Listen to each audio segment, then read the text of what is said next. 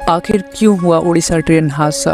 क्या loco pilot की गलती थी या सिस्टम का, या फिर कुछ और बात है जो जनता से छुपाया जा रहा है? तो हम इस वीडियो में उड़ीसा ट्रेन हादसा और उसके बारे में एक ऐसा सच जानने वाले हैं जिसे सुनकर आप भी हैरान हो जाओगे।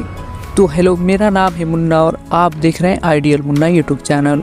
ये कहानी है 2 जून 2023 की शाम 6:55 की। 6:55 पे कोरोमंडल एक्सप्रेस मेन लाइन पे आ रही थी और इस ट्रेन के अपोजिट डायरेक्शन में हावड़ा एक्सप्रेस गुजर रही थी। उस स्टेशन पे 2 लूप लाइन थे और दोनों ही लूप लाइन में माल ट्रेन खड़ी थी। कोरोमंडल एक्सप्रेस को लाइन क्लियर मिला और जब उसने देखा कि बत्ती हरी है तो कोरोमंडल एक्सप्रेस अपने हाई स्पीड यानी कि 128 किलोमीटर पर आवर के स्पीड से चलने लगी। और वहीं हावड़ा एक्सप्रेस जो अपोजिट डायरेक्शन से आ रही थी वो भी 126 किलोमीटर पर आवर की स्पीड से चल रही थी। यहाँ तक तो सब ठीक था, खेल तो अब शुरू होता है। ट्रेन जहाँ पटरी बदलती है वो लूप लाइन उस तरफ मुड़ा हुआ था जिसमें पहले से ही माल ट्रेन खड़ी थी।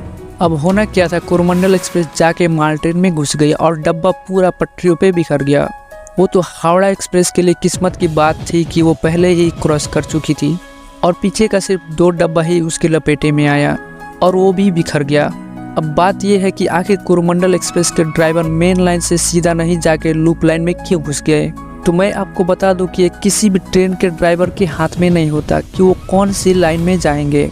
ये सब होता है इंटरलॉकिंग सिस्टम के द्वारा जो कि स्टेशन से कंट्रोल किया जाता है।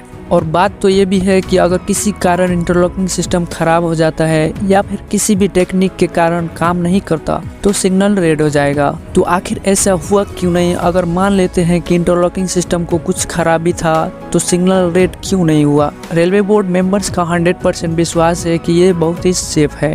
तो ऐसे में या तो कोई वर्कर्स की लापरवाही हो सकता है या फिर इलेक्ट्रॉनिक इंटरलॉकिंग सिस्टम के साथ कुछ छेड़छाड़ किया गया हो। लेकिन सबसे बड़ी बात तो ये है कि जो जाने गए वो लोग बेकसूर ही मारे गए। अगर देखा जाए तो इसमें सबकी लापरवाही है।